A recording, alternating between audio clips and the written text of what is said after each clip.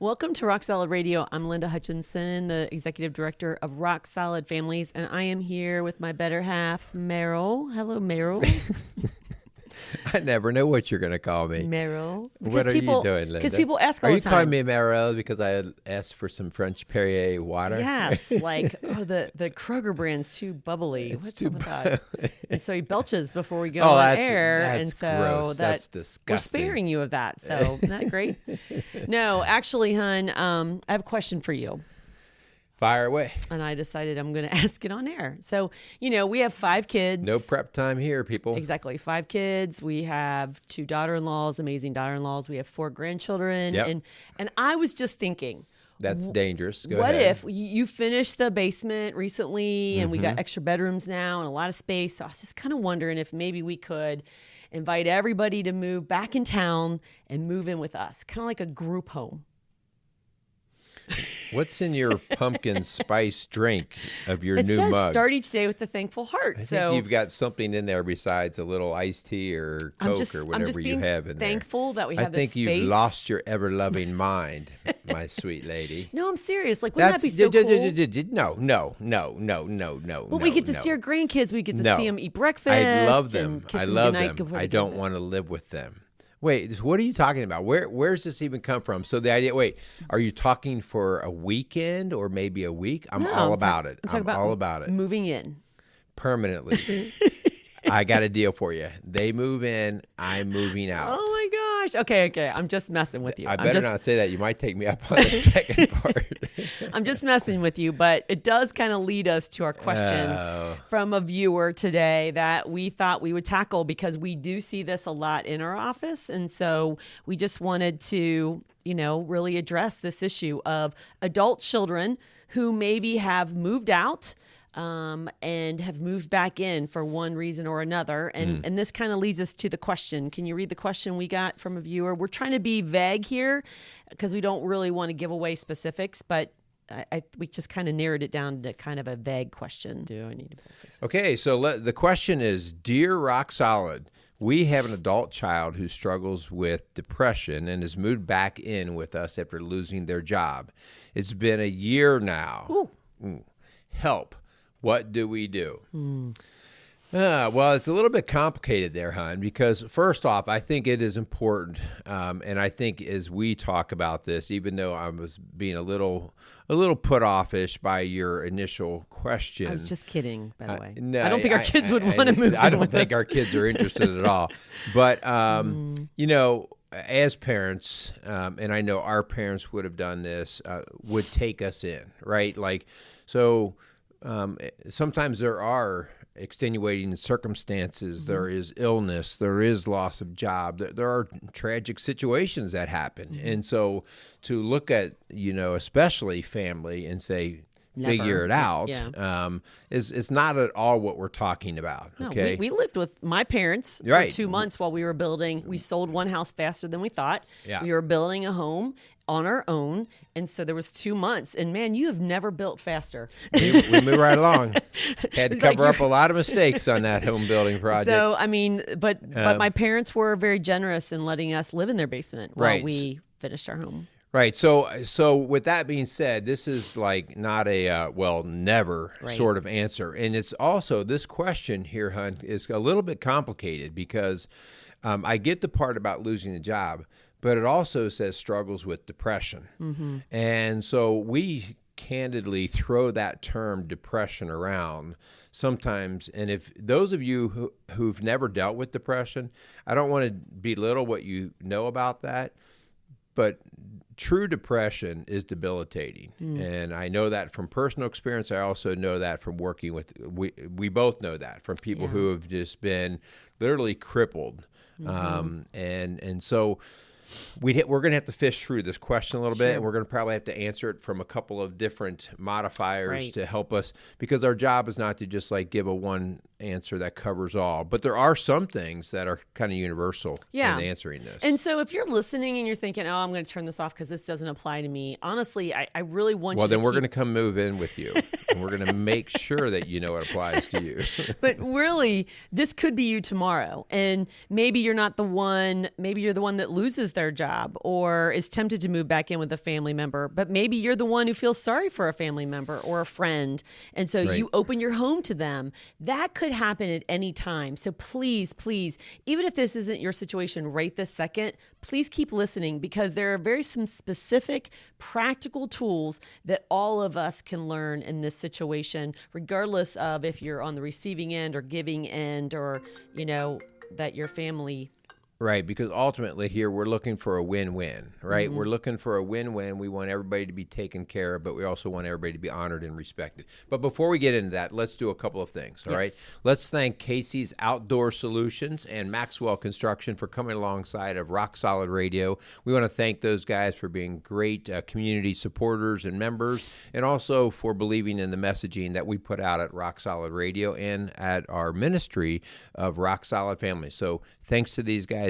Continue to support them as they support us. Yeah, we also want to remind you that we've talked about this before on earlier shows, that we have a marriage retreat that we're involved in coming up on November 5th and 6th.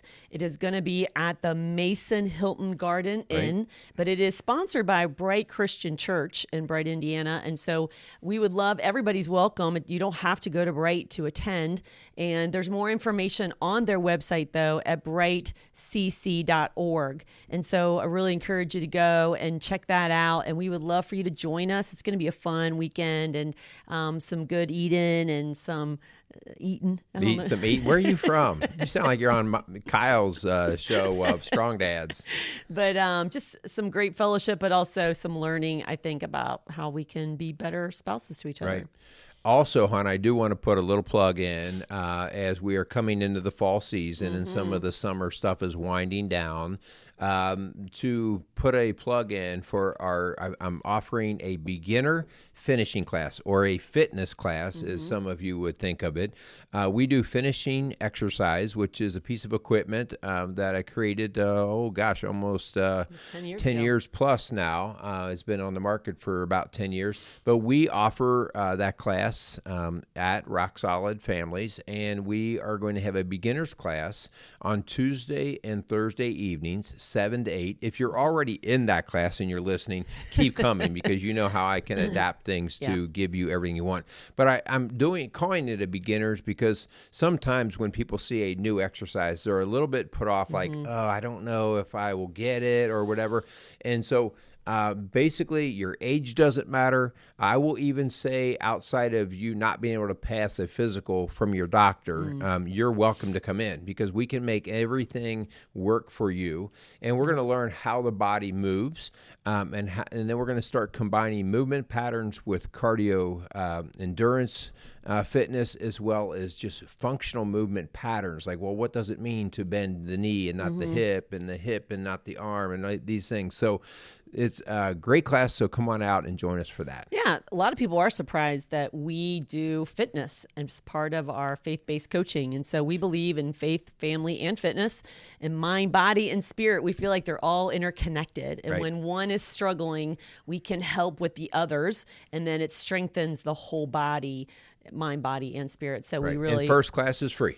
And the first class is free. First class is free, so you can just poke your nose in the door, come join us, see what you think, and we'll talk from there. Yeah. All right, so let's get into the question, all right? Okay, so this is that whole idea, letting your adult children come back into your home. Yeah. But then what happens, and this is really why we get these questions, when they won't leave. Yeah. Okay, what happens when they won't leave? So let's talk about a couple different disclaimers, I think, kind of like we did at the top of the show a little bit. What are some disclaimers that we need to make sure we cover so that people realize we're not throwing out everybody here? Right, yeah. So we're talking about able-bodied people, okay? We're not talking about somebody that's disabled or not able to care for themselves. We'll dig deeper into some of that mental illness, anxiety, and depression kind of thing in a little bit, but it blurs the line. But in general, we don't expect an adult child who has a mental capacity of an 8-year-old to be held responsible for, kicking him out on the street. That's not what we're talking about here. But we can say that what we're going to talk about ranges from if you have a 21-year-old to a 40, 50, 60-year-old. I mean, some people have been out and they've done their own lives. They had houses and jobs and marriages and families. And then all of a sudden things fall apart. And then they turn to family or friends and they never leave. Mm-hmm. And so we're talking about that situation. Right. Okay. Yeah. Okay. So that makes sense. So let's talk about, let's set them up. So those of you who have, you're not in this situation yet, but maybe you could see this coming. Okay. This is a really important thing to start with, and the reason is because most of the time, us as parents, if I'm looking at us and where we are with our kids, most of the time we give a knee-jerk reaction. Yeah, sure, you can come back, okay? And it's a knee-jerk reaction because they're our kids. We're emotionally attached. Mm-hmm. We see the request, and we see the heart behind the request. And so we are quick to say yes to this, all right? So one of the first things that I want to encourage you to do is, if you ever foresee this coming, say, I don't know, it sounds like an interesting idea. Let mom and I talk, right?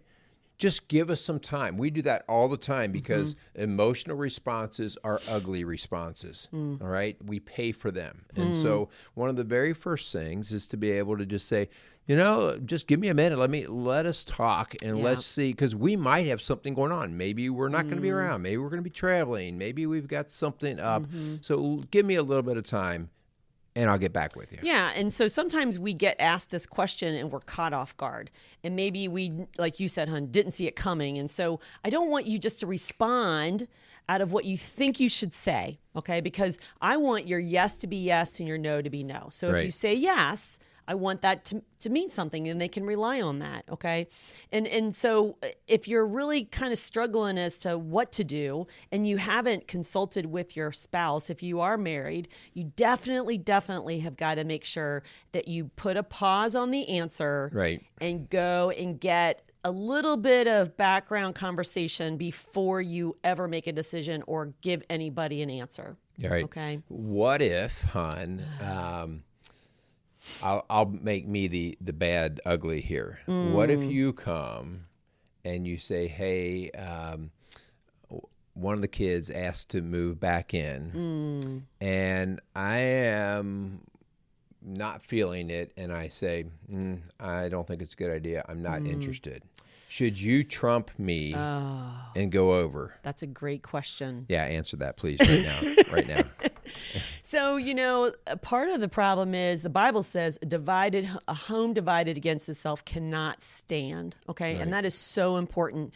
So if you feel as a mom, let's say, because it usually happens with the mom, that you feel emotionally responsible to take care of your adult child, or, just rescue somebody, a friend or a family member, and your spouse is totally against it, then you got to remember that this is the first priority is your spouse and the home, your ministry in your own home. So if you have children, if you have other children, like I have one client situation where like that child lost its bedroom, and because of somebody moving in, like you need to consult that person and have a conversation and make sure that we're all on the same page and we're ready to be a team about this.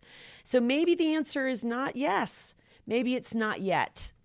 Maybe it's, not right now, okay? Because we're not on the same page, or we have something. Maybe we have health issues going on ourselves, and we just can't give what we don't have. Right. Time and energy. And this just reminds me so much of being united in everything we do as parents. We are still being placed in a parenting role when this question is being presented. So whether we're disciplining the 8-year-old that we're referring to, or whether we're talking about the 40-year-old that's coming back in, we have to stay united. And if Linda would say yes to our son or daughter coming back, and I were to say no, but I finally just say whatever, and I just back away and let them come in, what do you think's going to happen the first time that things kind of go south in that? Yeah, right? It's going to be, I told you so. Yeah, so now we're not even going to have just problems with the kids that we brought back in, but now we've got problems between us, mom and dad in the house. So get it together, and the whole idea of if we can't come to agreement for that time, the answer needs to be no. Yeah. All right? And this isn't in our script, hon, but I believe that there is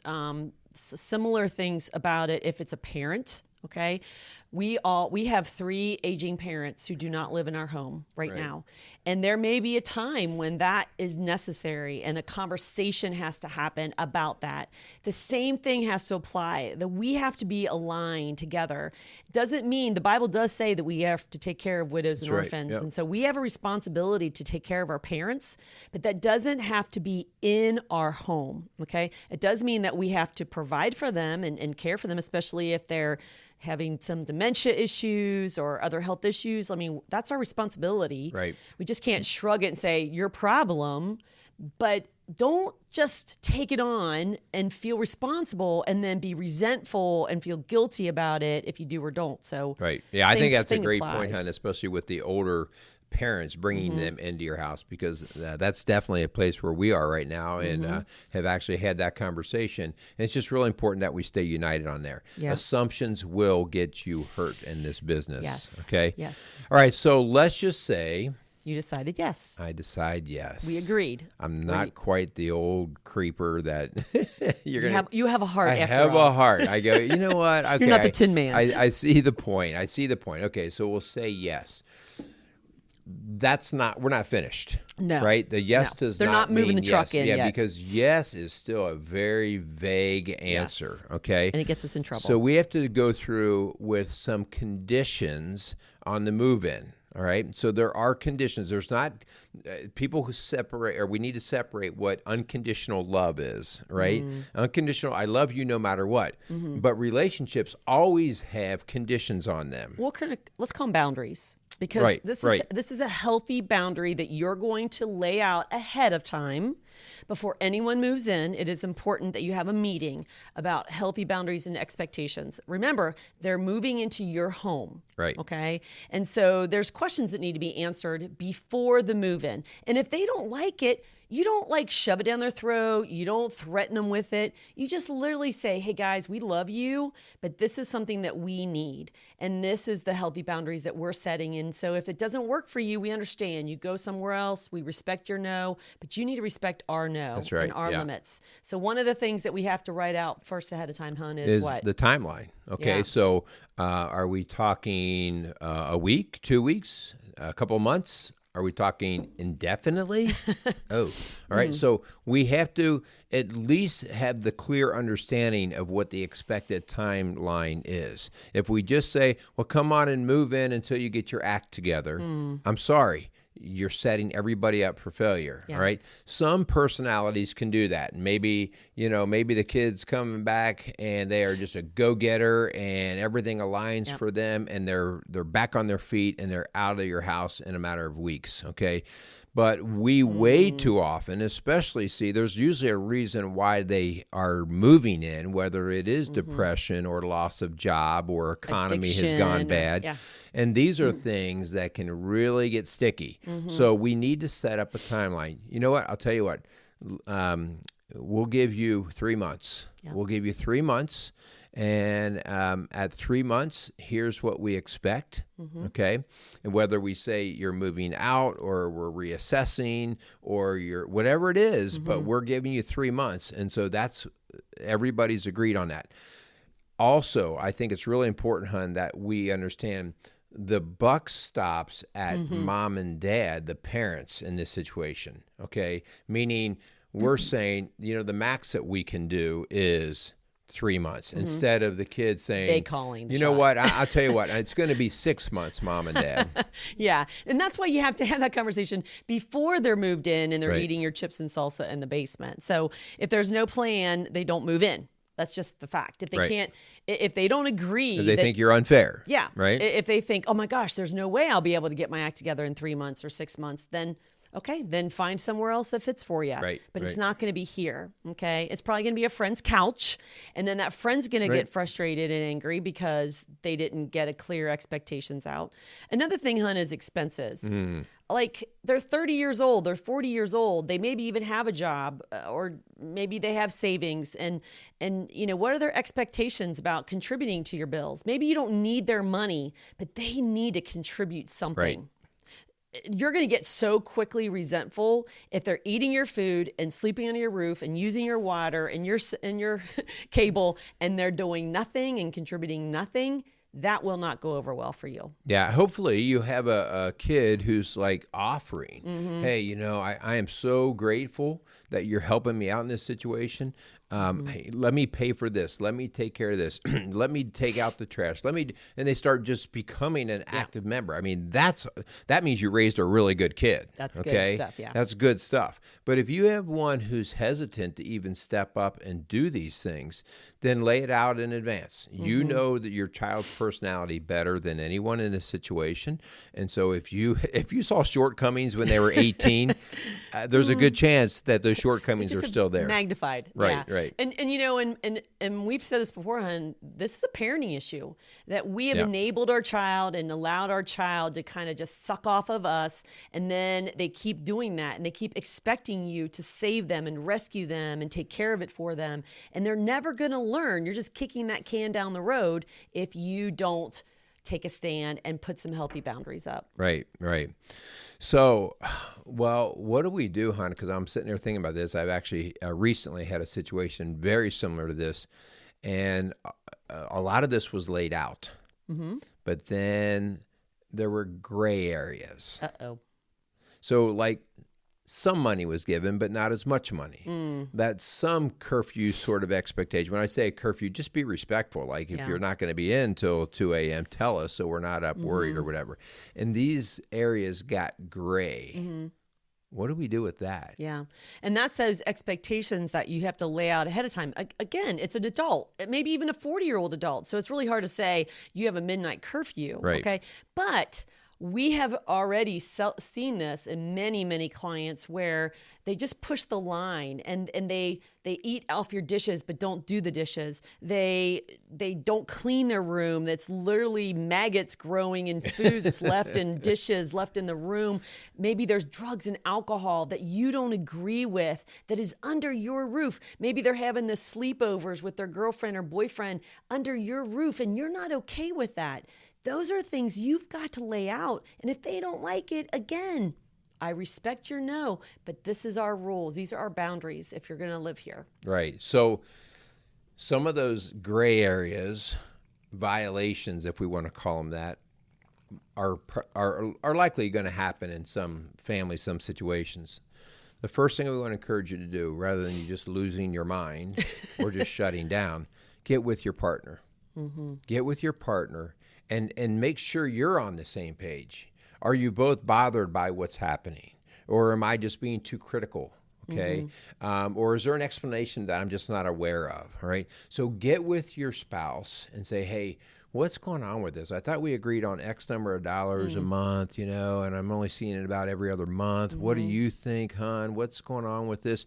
You guys, what are we doing? We're getting back into alignment. Yeah. We're making sure. And when we do that, we can then propose the plan. Okay. Yep. Again, it's the united front thing, the whole thing over again. Same thing when they were 8 years old. So now we're going to come and say, we offered you the opportunity to come back in the house to get on your feet. The original deal was that here's what we were offering and providing. We just feel like we're being taken advantage of. It's not working the way we thought it would. Here's what it looks like moving forward. Yeah. All right. Yeah. So this is if it sounds really good to do all these things ahead of time, but they're already living in your basement, right? And they've already been there a year, as the caller or the listener said. So respectfully but firmly call a family meeting. And if they refuse to meet with you, which I've actually had, like they avoid their parents like the plague because they know it's not going to be good news. They literally have been avoiding them. They'll come in after the parents go to bed. Then you put it in writing. You put it in writing and you make sure they see it and that they know that this is the plan. And, I would do it privately. Don't involve other children or siblings. Like, you want to be respectful because it's pretty humiliating already that they're in your home and using your stuff. But to have everybody else involved in the business is not fair either to them. So be respectful to them as an adult. Treat them as an adult, but make sure that you're firm with the plan. When you treat somebody as an adult, it also means that they have to own the responsibilities as well as the consequences. If they, that's that whole idea, treating them as an adult. And so if they're not doing their side of it, then they're going to be treated as an adult. I literally had a situation at one point where some folks were coming to me and asking because they were deep into some of this stuff that we're talking about. And, the risk here is, what about the relationship? Yeah. What about the relationship? And that's really what they're scared of. Right. And that's what was causing all of the issue. And it's like, well, let's get clarity first. Let's get clarity in what we initially started with and what we want to protect with the relationship. And we lay all that out.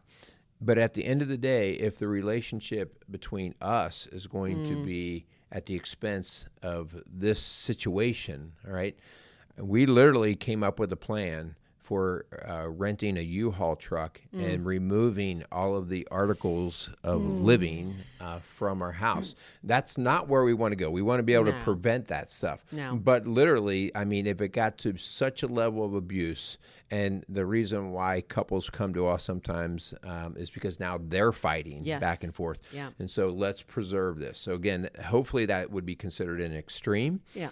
But those are the things we have to come together on. Yeah. We want you to give them a reasonable time frame. You don't want you to set them up for failure, especially if they have lost a job.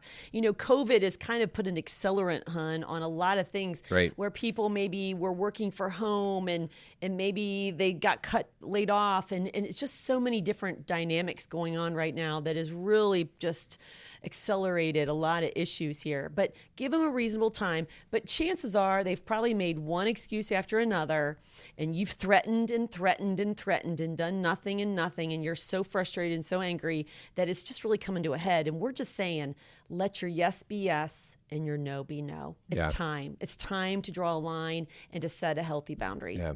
Okay, so hon, let's muddy the water, because this is one of the precipitating factors that often leads to this situation. Mental illness and addiction are two of the things, and they can oftentimes be kind of grouped right in together in terms of what it does to their ability to work through and solve problems. When we have mental illness, so this is now we're not talking about maybe somebody who's able-bodied, is maybe what their body looks like, okay? So now we do have to approach things very differently. Okay. And so we want to walk through that. We want to be respectful, but you're talking to two people here that we are not psychiatrists. We are not psychologists, but we get to see a lot of mental illness type symptoms that present themselves. And one of the things that we know that even in mental illness, there's still work to be done. There's still work to be done, and there's ownership to be had. Right. And one of the things that's hard with mental illness is for people to own that. Like if you have the mental illness, you would like people to rescue you, to save you, to basically nest around you to keep you safe. And you have to recognize where they are in that process. Yeah. Right. Yep. Healthy and clear boundaries brings security and stability to a very chaotic situation. If you are a mother and father who have dealt with a child with anxiety, depression, bipolar disorder, you know this has been a rough road for you. I'm not telling you something new for you. Yeah. And our hearts go out to you. And I know that there are some parents out there who are fearful that this boundary you put might be the thing that puts your child over the edge, and they've threatened to harm themselves, they threatened to run away or disown you, and that just paralyzes you. It does. And I'm just speaking to you right now because our hearts go to you. We understand that you are just torn by the love for your child and what's healthy and best for them. And can we just say that speaking into this with healthiness and with clear boundaries is the best thing you can do for them. It may be the first time they ever own their issue and get the right help. You can speak love to them, but you can also speak firm boundaries that gives them treatment centers and doctors and mental health facilities, because you are not their savior. Point them to the true hope and help that they desperately, desperately need. Yeah, you are not their savior, and you, depending on the level of their functionality, you can definitely help. You can help set up appointments. You can do those things early on. If it means so, you can drive them to appointments and things like that. But at some point you have to hold the reins or put the reins back into their hands. Okay. I understand that you had an appointment to see the therapist or the doctor and you literally laid in bed. You didn't go to that. Okay. Listen, this is that enabling behavior. All right. Well, you better go next time, because if you don't do it next time, this is the things you again, we're connected here. Your spouse and yourself United are connected, right? And you're coming to them and saying, we may have to look at an alternative living arrangement, because this is, you do more harm by keeping them in that sort of quagmire of yuck and nothingness. All right. So sometimes it gets ugly. And so this is that tough love thing that you've heard about with that teenager that lived in your home. Now they're 40 years old.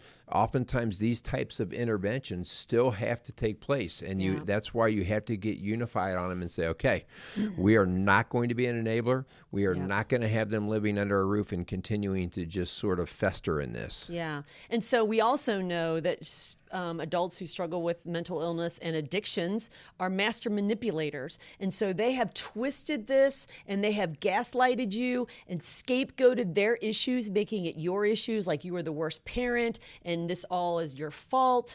And so that's why they've missed 5 job interviews, or they got fired, or they lost their marriage because of what you did to them. Please, please, please. I'm not saying you were perfect, but please do not let them guilt you into letting them stay in an unhealthy situation. Right.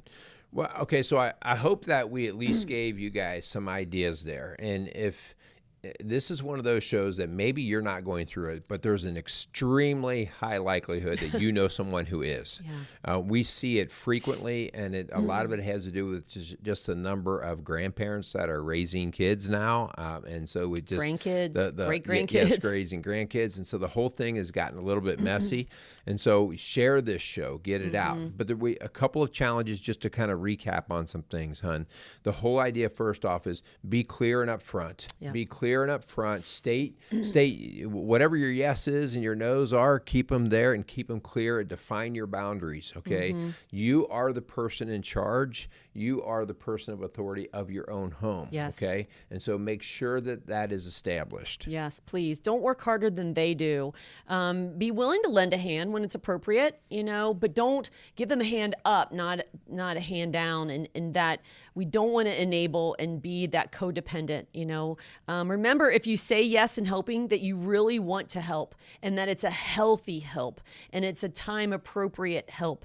And then, maybe sometimes adults are overwhelmed. It's just too much is going on. Right. Maybe help them to break it down into bite-sized chunks that are manageable. Like, let's just do a job interview today. Right. Let's go down and let's make an appointment with the doctor. Like, help them help themselves. Right. If it's complicated and it's emotional, and the occasional talks that you are trying to land out, at the dinner table are falling short and getting emotional, contact help. Get a mediator. This is kind of how Linda and I have played in these roles. We've been basically that neutral third-party mediator, and people come in to us, and we set up some boundaries, just like we were asking you to set up boundaries, and we set up boundaries for the discussion and what the ultimate end goal is here. Like, the end goal, is this relationship even important? Yes, it is. Okay, so that's how we're going to work. We're going to protect that and establish the rules to go around there. And then at that point, the neutral party, remember, that's the value of the neutral party. They're not emotionally attached. So they can say sometimes the hard things that need to be said, but they can also help hold people accountable when they're breaking down. Yeah. And again, over and over, let your child know, whether they're 20, 40, 60 years old, I love you. And I want a healthy relationship with you. I just don't think this is how we do it, okay? And so if you continue to say that and speak truth and love with gentleness and respect, that's what God's called us to do. And what they do with that, whether they disown you, whether they go hurt themselves, run away, keep the kids from you, which has happened before, I've seen it, you just need to know in your heart that you did everything you can. to have a healthy relationship and help them help themselves. I think that's the hard part, hon. Like sometimes we all are looking for a guarantee that everything works out well. And you and I know that we can't even do that. Like sometimes things end tragically. People get hurt because of just either the illnesses or the emotions. So there aren't always guarantees, all right? But that's why we do have a faith in God. That's why we do rely on that. That's why we do expect responsibility and ownership of all the parties involved. That is part of the being an adult. So I wish we could give a guarantee, all right? But one thing we can do is we can take care of your relationship with the two of you in your home. Protect your home. Protect what you have as a family. Yeah. So, again, we're here to help at Rock Solid Families. You can give us a call at 812-576-ROCK, 812-576-ROCK, or rocksolidfamilies.org. We are here to help. We've worked with that before. But remember, you are not their savior. Please do not try to be. Point them to the real hope and real help. And that's the best gift you can give your children. All right. That's awesome stuff. Hopefully you don't have to use this one, but if you have to, you've got it. All right. Yeah. So again, we say thanks to Casey's Outdoor Solutions and Maxwell Construction for all of their help and support. Hun, why don't you go ahead and sign us off? Oh, yeah. Thank you so much for listening to Rock Solid Radio, building a stronger community, one family at a time. Make it a great day. I can tell you one thing. If they're all moving back in, I am buying that camper. This is my rope, but this is how I'm going to get that camper. We're out of here. Rock Solid Radio wants to thank Maxwell Construction, who has been our sponsor since the very beginning. For over 30 years, Maxwell has delivered the highest quality projects by holding to their core values of customer satisfaction, positive attitude, respect, and excellence. So if you have any kind of commercial construction need, give Maxwell Construction a call today at 812-537-2200.